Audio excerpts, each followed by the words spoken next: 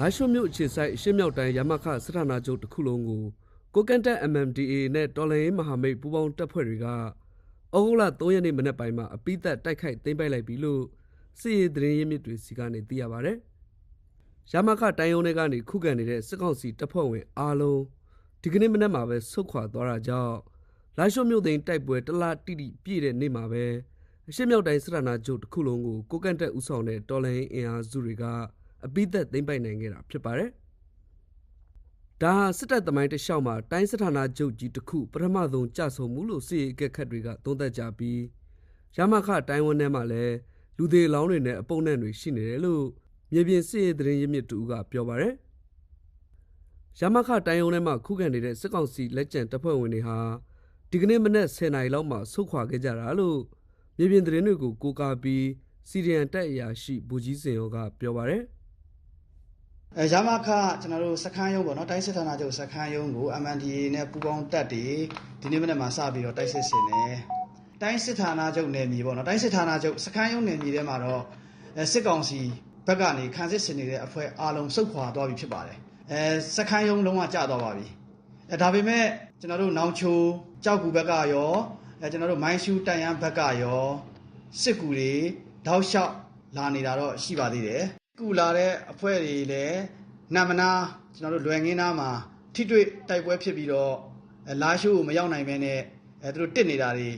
ရှိပါတယ်ကိုကန်တက် MMDA ဦးဆောင်တဲ့တော်လှန်ရေးပူးပေါင်းတပ်တွေဟာလာရှိုးမြို့သိမ်းတိုက်ပွဲကိုဇူလိုင်လ3ရက်နေ့မှာစတင်ခဲ့ပြီးမြို့နေရာအများပြားကိုအစောပိုင်းကတည်းကသိမ်းပိုက်နိုင်ခဲ့ပါတယ်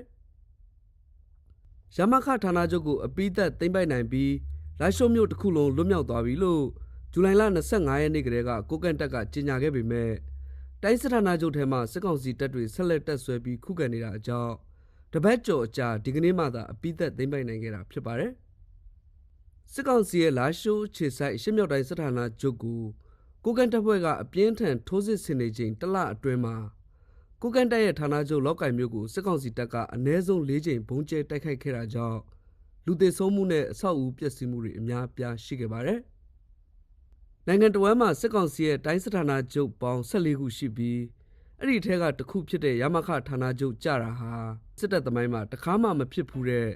တိုင်းစစ်ဌာနချုပ်တစ်ခုကြဆုံမှုလို့စစ်တပ်အရာရှိကြီးဟောင်းတူဦးကမှတ်ချက်ပြုပါတယ်။မြောင်းလိုင်ဦးဆောင်တဲ့စစ်တပ်က2021ခုနှစ်မှာအာဏာသိမ်းပြီး3နှစ်ကျော်အတွင်းမှာ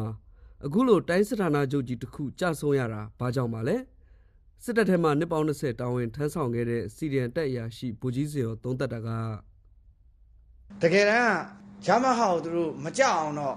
့အကောင်းဆုံးအနေထားနဲ့လှုပ်တယ်ဆိုတာတော့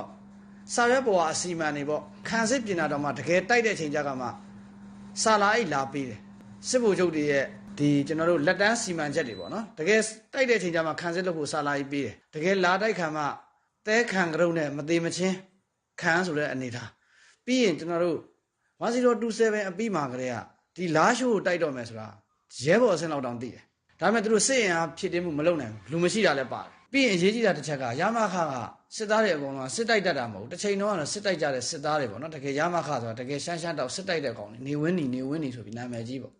ဒါပေမဲ့နောက်ပိုင်းမှာအခုစောလေးကပြောတယ်ပြည်သူစစ်တွေနဲ့ပေါင်းစားပြီးတော့ရဲတာမိသက်အဆင့်လောက်တောင်မရှိတော့တဲ့အနေထားပေါ့ငွေညစ်မယ်စီးပွားရေးလုပ်မယ်ရမခကိုရောက်သွားတဲ့ဒီကပတိန်မေဂျာလောက်ဆိုတာအကုန်ချမ်းသာသွားကြ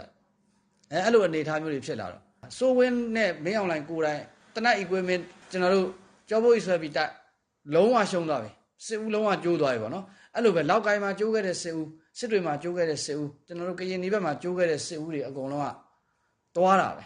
ဲပြီးရင်ကျွန်တော်တို့စစ်တပ်ကတယောက်လောက်ရင်အကုန်လိုက်လုပ်တယ်တယောက်လက်နဲ့ချဝဲလို့တယ်လို့ကျွန်တော်အစောပိုင်းကပြောခဲ့ပါဦးအဲ့တော့အကုန်လက်နဲ့ချမှာပဲစုတ်ခွာမှာတနိုင်ငံလုံးမှာစစ်မျက်နှာဖွင့်ထားရတဲ့စစ်ကောင်စီဟ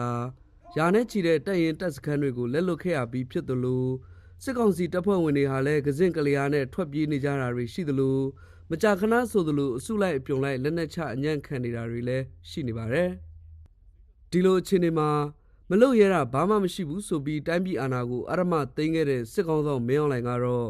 ့ပြီးခဲ့တဲ့ဇူလိုင်လ22ရက်နေ့မှာသမရအဖြစ်သူ့ကိုယ်သူအနှင်ထားပါတယ်။တော်လိုင်းအင်အားစုတွေကတော့ပြည်မတဲ့အထိထိုးဖောက်ဝေရောက်နေကြပြီ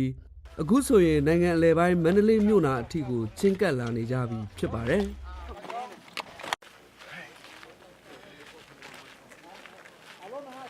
我这个说，这样。